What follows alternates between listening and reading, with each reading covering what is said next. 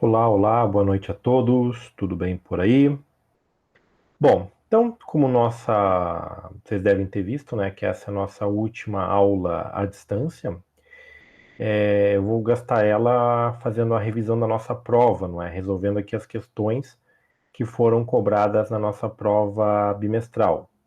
Então, antes de começar, só relembrando que as aulas presenciais, elas retornam, não é? Para aqueles que quiserem ir para a instituição, a partir da próxima terça-feira agora, né, dia 4, seguindo ali todos aqueles protocolos de segurança, não é? O distanciamento, o uso da máscara, o álcool em gel, não é? E a aula tendo início ali às 19 horas e se encerrando às 21h30, ou seja, sem aquele intervalo de 20 minutos, não é? Que nós tínhamos antes, não é? Então, esse vai ser digamos assim, o protocolo a ser seguido. Para os alunos que não quiserem ir para a instituição, eles, para as turmas, não é, que as salas estão equipadas com equipamento de transmissão, as aulas serão transmitidas simultaneamente, né? Então as aulas ministradas na sala serão transmitidas e gravadas e ficarão disponíveis no AVA, né, simultaneamente, para algumas turmas. Para outras turmas que não existem o equipamento na sala, vai ficar disponibilizado os slides da aula trabalhada, não é? Mais todo o material de apoio, e será disponibilizado um vídeo de 15 minutos com o resumo da aula trabalhada em sala de aula, não é? Então essa é para as turmas que estão com aquelas salas sem o equipamento de transmissão e gravação, ok? Bom, deixa eu ver o que mais que nós tínhamos. Ah, sim, com relação às notas, eu ainda estou terminando de corrigir as avaliações e os trabalhos, não é? E eu acredito que até o final da semana eu terei postado isso lá no Mentor Web, ok? Daí vocês podem entrar em contato com quaisquer dúvidas ou reclamações que vocês queiram fazer, beleza? Bom, então a apresentação já está aí exibida, né? Então vamos começar com a resolução das questões. Então, a primeira questão é essa daqui, não é? Assim, só fazendo um adendo que o que eu estou falando aqui, a ordem das questões que aparece aqui, pode não ser a mesma ordem das questões como apareceu para vocês no AVA. Isso porque o AVA, ele embaralha a ordem das questões e das alternativas, no caso dos questionários, ok? Então, só coloquei aqui as questões e as alternativas que apareciam lá. Bom, então nesse primeiro problema, ele diz a seguinte coisa: um fio condutor deve ser percorrido por uma corrente de 3 amperes e apresentar queda de tensão de no máximo 2,5 volts. Sabendo que o fio tem um comprimento de 55 metros e diâmetro de 3 milímetros, qual deve ser a condutividade elétrica do metal escolhido para o fio? E qual dos metais listados na tabela abaixo é candidato? Bom, então o que acontece, né? Aqui a gente vai trabalhar com essa questão de você ter os parâmetros aos quais o condutor vai estar submetido e, com base nisso, você determinar qual material você quer escolher para ser utilizado, não é? Então aqui a gente tem uma tabela, né, que você tem alguns materiais, alguns metais, né? O alumínio recosido, o cobre padrão recosido, o ouro, ferro, chumbo e por aí vai. Só um adendo, essa questão aqui do recosido, o que acontece? Quando você trabalha deformando aqui o alumínio ou o cobre mesmo para fabricação de fios, você trabalha eles no chamado processo de a frio ou trabalho a frio. E aí isso faz o quê? O material obtido desta maneira, ele fica um pouquinho mais rígido, não é? Tende mais à fragilidade do que a ductilidade. E aí uma forma que você tem de recuperar a flexibilidade que o material naturalmente apresenta é recosendo ele, não é? Ou seja, você submeter ele a um tratamento térmico justamente para que ele possa recuperar as suas propriedades mecânicas cristalinas e ainda ele possa ser maleável, certo? Então, só fazendo esse adendo aí. Bom, então o que acontece aí? Então, se você olhar aqui, a gente tem o material, nessa segunda coluna a gente tem ali a resistividade em relação a 20 graus Celsius, ok? Que essas são as condições normais aí de temperatura e pressão. Então, o que vocês querem, a informação que vocês vão precisar procurar, vai estar nesta coluna aqui. Então, percebam que essa informação é resistividade, não condutividade. Então, eu tenho duas opções. A primeira é fazer o cálculo, não é? Resolver o problema em termos da condutividade, certo? E aí depois fazer aquele inverso, não é? E verificar em termos da resistividade aqui. Ou fazer o cálculo direto em termos da resistividade, que é o que eu adotei, beleza? Se vocês fizeram todo o cálculo da condutividade, depois trocaram lá no final para procurar aqui na tabela, sem problema nenhum, ok? Isso vai ser levado em conta. Bom, então olha só, a gente parte daquela relação, não é, do R igual ao ρ, que multiplica L sobre A. Lembrando que o L é o comprimento do condutor, A é a área de seção transversal, ρ é a resistividade do material e R é a resistência, certo? Bom, como eu vou trabalhar aqui com um perfil circular cujo diâmetro é 3 milímetros, a corrente é de 3 amperes e o potencial é no máximo 2,5 volts, não é a queda de potencial, eu posso fazer algumas alterações nessa equação aqui. Então, R vai ser substituído por V sobre I, não é? Tensão sobre corrente. E o A eu vou trocar por πd ao quadrado sobre 4, não é? Que é a relação matemática para a área circular, ok? E daí daqui para cá o que é feito? Eu só reescrevo esse lado aqui, o lado direito, né, da igualdade aqui, eu reescrevo, não é? Fazendo a primeira fração pelo inverso da segunda, né? Ela fica com esta cara aqui. E daí daqui para cá eu vou isolar o ρ. Então tudo que está aqui embaixo eu jogo para cima e tudo que está aqui em cima eu jogo para baixo. Daí a expressão que eu obtenho é essa daqui. V vezes π vezes d ao quadrado divididos por 4L vezes I, certo? Então eu tenho uma expressão que relaciona o potencial, o diâmetro, o comprimento do condutor e a corrente que vai passar por ele, certo? E eu posso usar isso para calcular o valor da resistência, que é o que eu faço nesta segunda parte aqui. Então, substituindo aqui o potencial, o π eu deixei π mesmo, o diâmetro, coloquei 3 vezes 10 a menos 3, por quê? Porque ele está em milímetros, eu tenho que passar para metros, não é? Elevar ao quadrado, e aqui embaixo, 4 vezes o comprimento, que é 55, vezes a corrente, que é 3 amperes. Com isso, eu vou encontrar um valor de 107,1 vezes 10 na menos 9, ou 1 metro. Então, essa é a resistividade do material. Então, eu posso comparar esse valor com os valores que estão aqui na tabela, certo? Para que eu possa utilizar o material. Então, o que acontece? A resistividade máxima que ele apresenta, esse valor de resistividade máxima, é este cara aqui, certo? Então, até esse limite aqui, até esse valor, eu posso considerar o material como condutor, certo? Se tiver uma resistividade maior que essa daqui, eu já posso descartar, porque daí esses parâmetros aqui não vão ser atendidos, certo? Então, se olhar na tabela, o alumínio recozido funcionaria? Funcionaria, porque é 28 vezes 28 vezes 10 a menos 9, certo? O cobre, 17, o ouro, 24, o ferro, 99,99% puro também. Então, se eu olhar aqui, alguns materiais poderiam. Então, olha só, o chumbo já não poderia, porque, ó, estaria fora, 206,48. Ah, o magnésio daria? O magnésio daria. O mercúrio não, porque olha só, 958, está fora. O níquel, uma liga de níquel mais cobalto, daria também. O níquel cromo, né, que é uma liga de níquel e cromo, daria perto de 1000 aqui, né? Então estaria fora, né? Platina poderia ser. Platina estaria no limite, não é?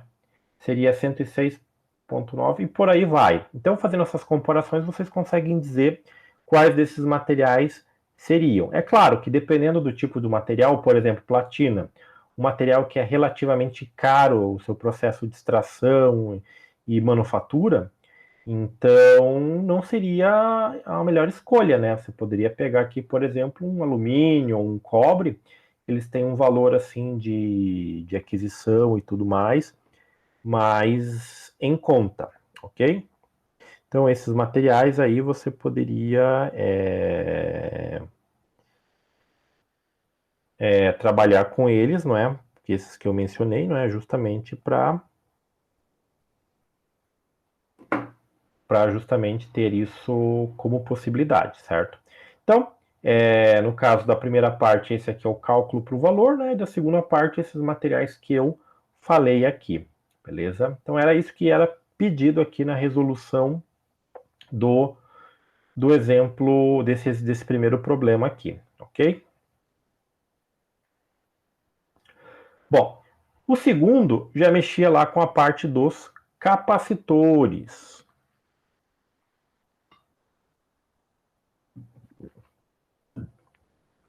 Então, olha só, quando a gente fala aqui dos capacitores, não é? Seriam aqueles dispositivos de placas metálicas condutoras paralelas, né, planas, que tem um espaçamento onde eu posso ter a ausência de qualquer meio material, apenas o vácuo, ou ainda eu poderia ter aí a questão como posso dizer, de um material dielétrico, justamente para que eu possa aumentar a capacidade de cargas que eu coloco nessas placas, não é?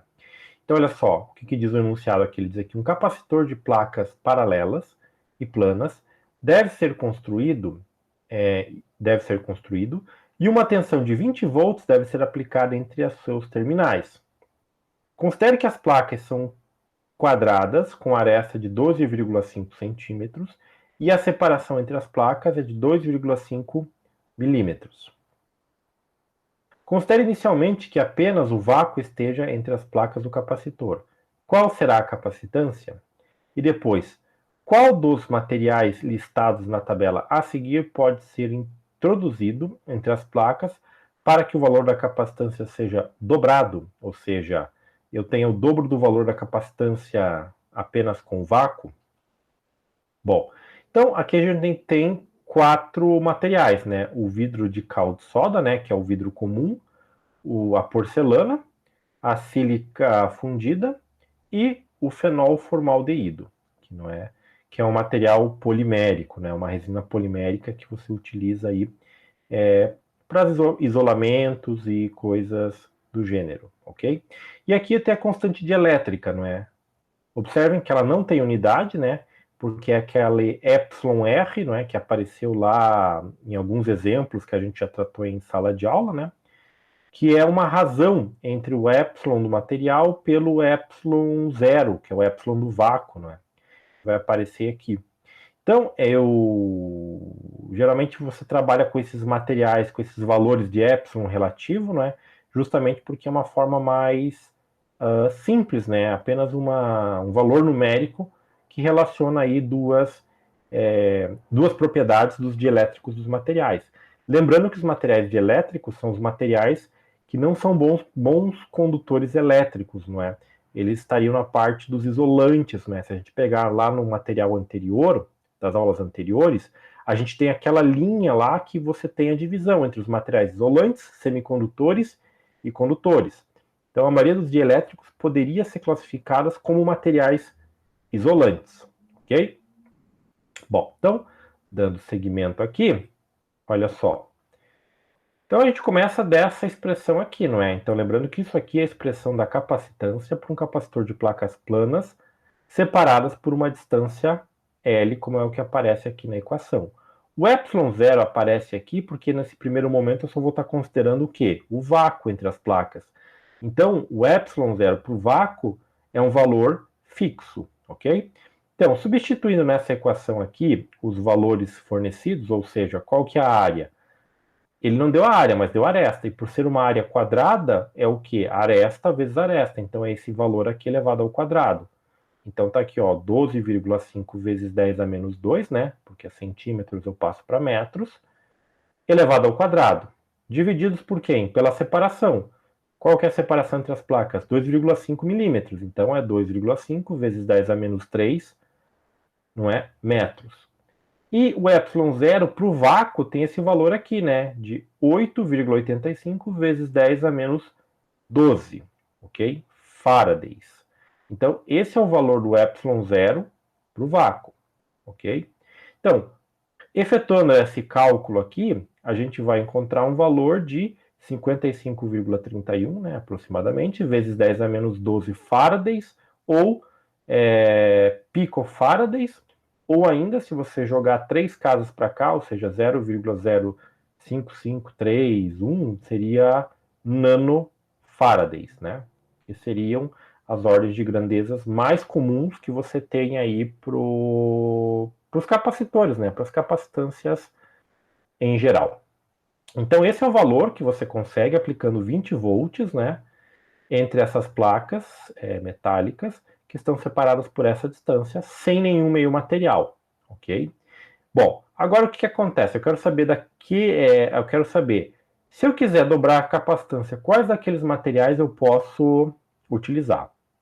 Então, para isso, eu vou ter que pegar e reescrever a equação. Então, olha só, percebam que a equação agora passou a ser εr vezes ε0, que multiplica A sobre L, certo? Então, quem é quem aqui? Quando eu tenho um meio material entre as placas do capacitor, é comum eu escrever, e que tem essa configuração de placas, é comum eu trocar isso daqui por ε apenas, sem nenhum subíndice. Sendo que esse ε é um produto entre o ε0 e o ε relativo, certo? Como consta ali no material. Não é? E que vocês podem encontrar também em alguns livros esse tipo de relação, ok? Bom, eu sei que eu preciso encontrar o dobro da capacitância, então a minha capacitância anterior era 55,31.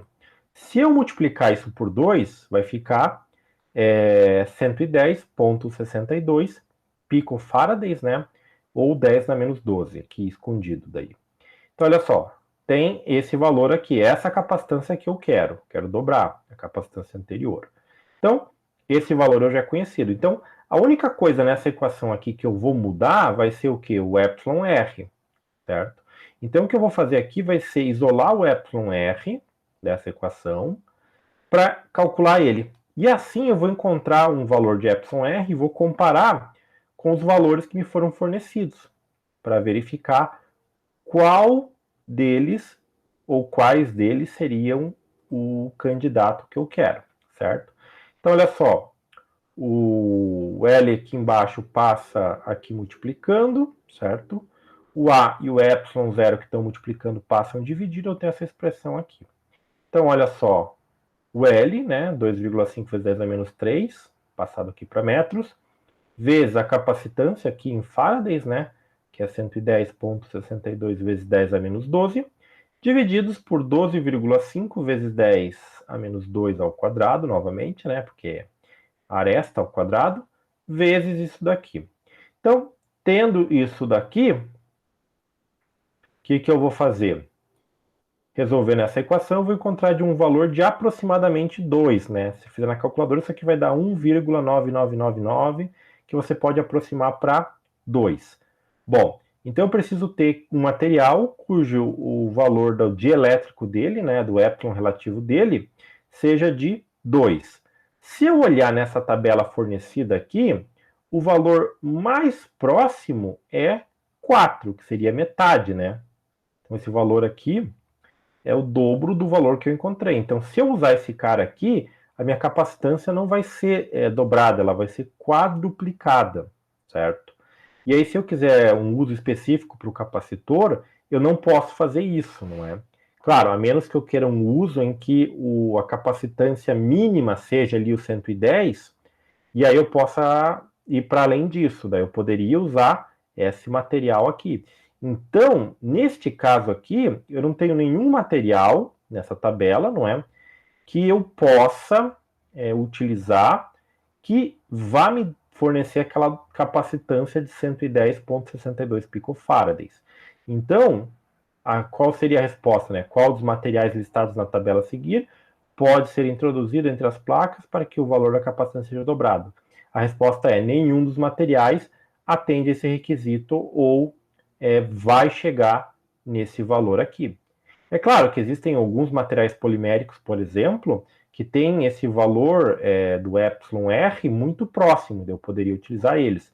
Mas como no caso aqui nessa tabela não foi fornecido, né, essas possibilidades desses materiais, então, nesse caso não tem nenhum material ali da tabela que seja candidato viável para esse tipo aí de utilização, ok? Bom, então essa aí era o segundo problema, né? O problema 2 ali da nossa questão, né? Daquelas questões para serem resolvidas, ok?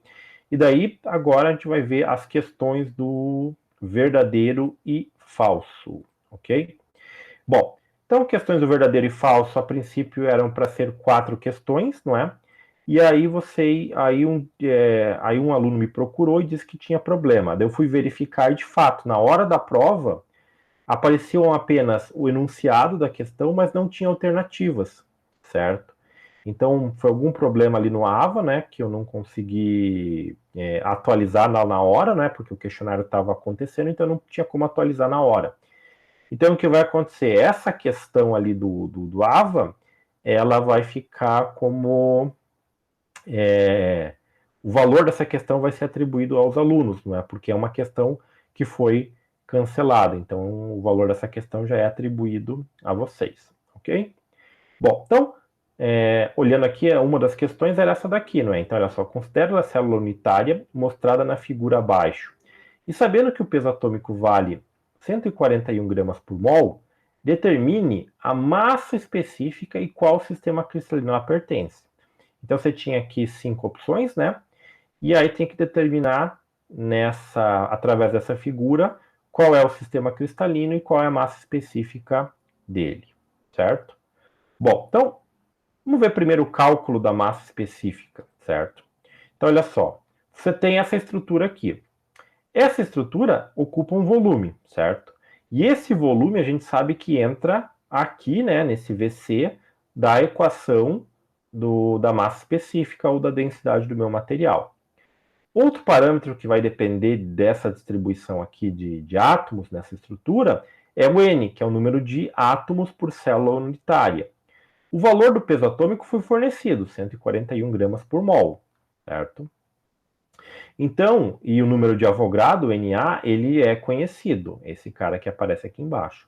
Então, olhando para essa estrutura aqui, eu tenho que resgatar alguns conceitos que a gente viu lá atrás nas primeiras aulas. Então, primeiro de tudo, é uma estrutura cúbica? Bom, olhando para ela, eu fico tentado a dizer que é uma estrutura cúbica. Mas o que garante que é uma estrutura cúbica vai ser o quê? Ter todas as dimensões de arestas, no caso esta daqui e esta daqui, com o mesmo valor, que é o que não acontece neste caso aqui, porque olha só, nessa base aqui, as duas arestas têm o mesmo valor, é 0,35 nanômetros. Esta aqui em cima é 0,45 nanômetros, ou seja, esta aresta C, chamando ela assim, ela tem um valor, ela tem um comprimento maior que essas duas arestas da base. Então ela não é uma estrutura cúbica, certo? Mas olhando naquela tabelinha com as 7 estruturas, a gente vê que tem uma estrutura que é chamada de tetragonal, que ela tem duas arestas iguais, como é o caso daqui, e uma terceira aresta diferente. E outra coisa, ela tem todos os ângulos a 90 graus, ou seja, os ângulos de todas as arestas na estrutura tetragonal são 90 graus, que é o caso desta figura aqui.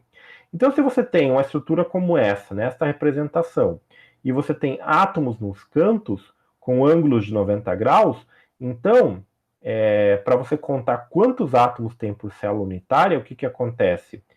Para 90 graus é 1/8 de átomo, certo? Então você vai ter aqui nesse cantinho 1/8, 2/8, 3/8, 4/8.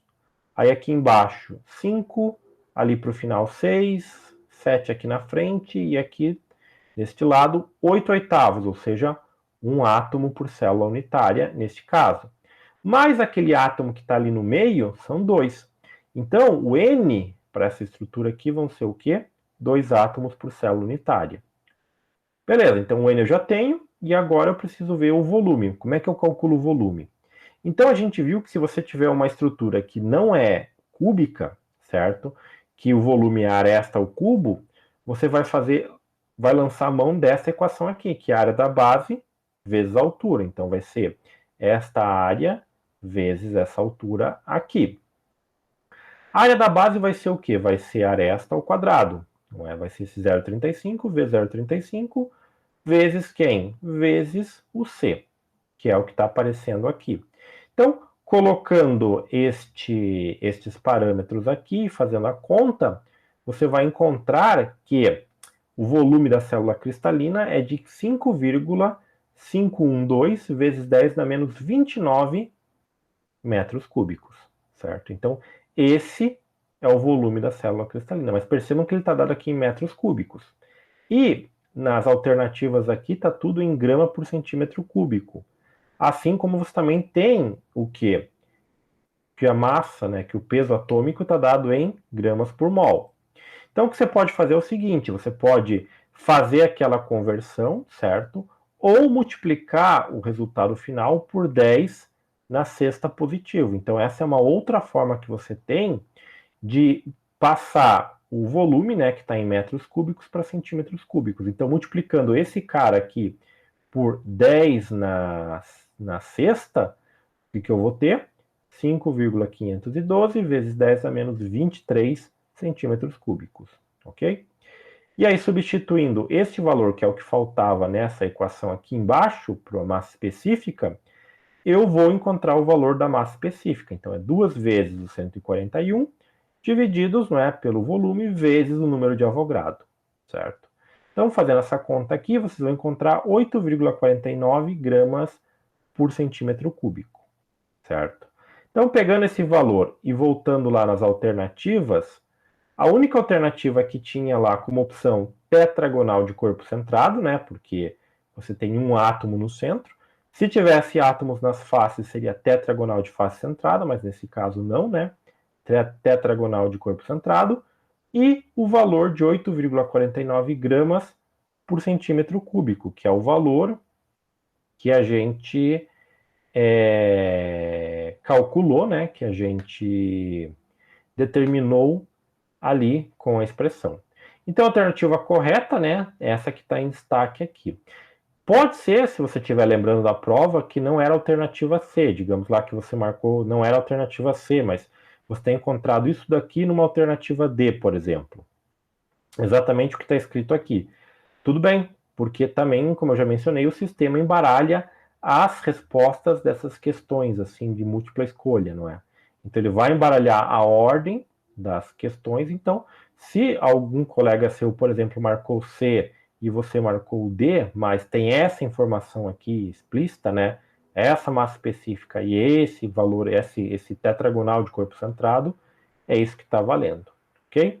Então, essa aí era uma das questões do verdadeiro ou falso, certo? Próxima questão é sobre a chamada estrutura de bandas, não é? Que nós vimos lá quando a gente tratou dos materiais, da condutividade em escala microscópica dos materiais.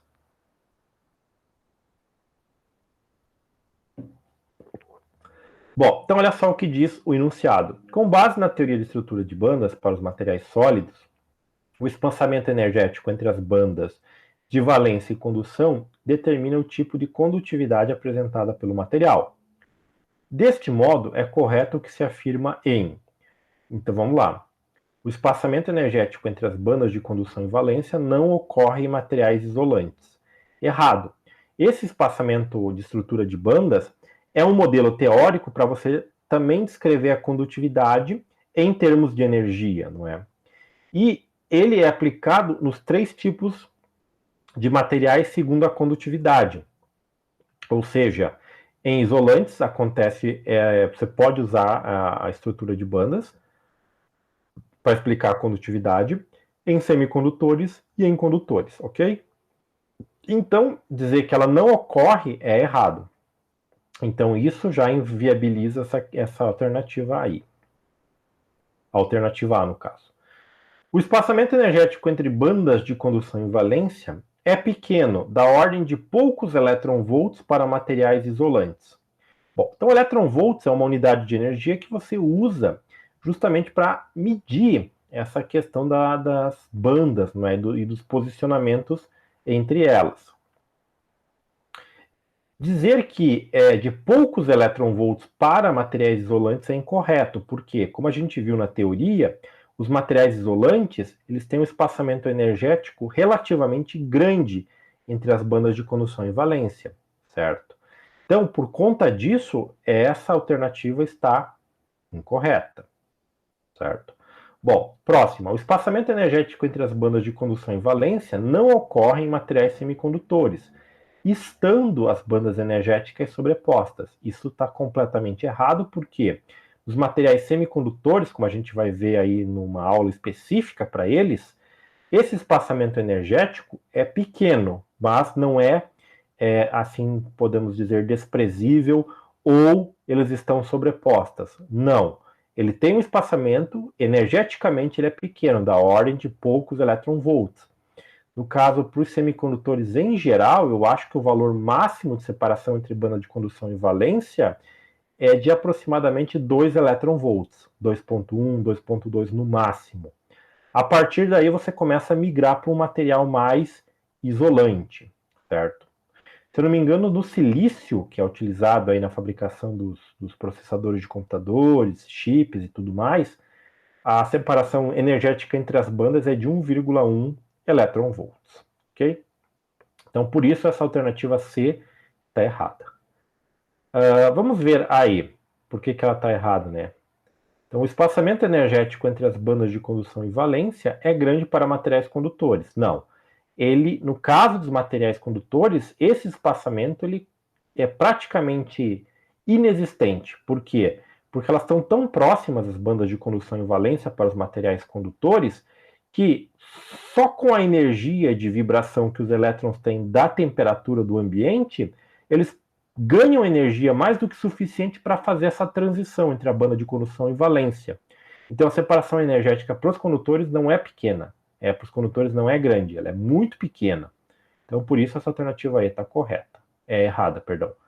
E a alternativa D, que diz que o espaçamento energético entre as bandas de condução e valência para materiais condutores não ocorre, estando essas bandas energéticas sobrepostas. Então essa está correta, não é? Porque em alguns casos você tem uma sobreposição de banda de condução e valência ou um espaçamento muito pequeno, que daí os metais vão ter ali um aspecto, né, de condutividade mais proeminente, certo? Então, essa era uma das outras questões lá que nós tínhamos de verdadeiro e de alternativas, ok? Por fim, a última questão, não é? Porque eu já mencionei lá no início que aquela questão que não tinha as alternativas, ela foi desconsiderada, foi anulada, não é? E daí nós temos essa aqui sobre difusão, que diz a seguinte coisa: o processo de difusão consiste na migração de uma espécie atômica para o interior de uma matriz composta de outra espécie atômica, sendo dependente do tempo, da temperatura e da diferença de concentração, né, entre concentrações do material a ser difundido, entre dois pontos distantes da matriz, ok? Então, nessa questão aqui, a gente vai tratar o conceito de difusão que a gente viu lá nas aulas passadas. E aí, com base nessa afirmação, é correto o que está expresso na alternativa. Então, olha só.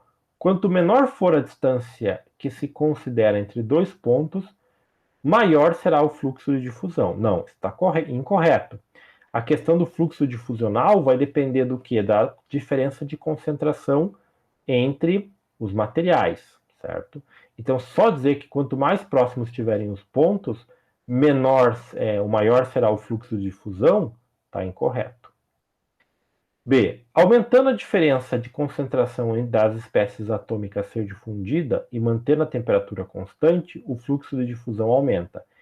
Incorreto, porque eu preciso ter uma variação de temperatura e a temperatura tem que aumentar em relação à temperatura ambiente. Por quê? Porque eu vou fornecer energia para o sistema para que o processo de difusão ocorra. Somente colocando uma diferença de concentração, eu não tenho como fazer o processo acontecer. Okay? D. Aumentando a diferença de concentração da espécie atômica a ser difundida e diminuindo a temperatura, o fluxo de difusão aumenta. Está incorreto porque, não, como eu já mencionei antes, não adianta eu manter a temperatura, eu tenho que aumentar. Então, diminuir também não vai funcionar.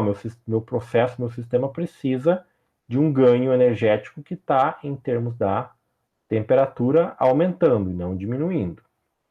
E, na letra E, o fluxo difusional é diretamente dependente da separação entre os pontos que se considera a variação de concentração da espécie atômica a ser difundida.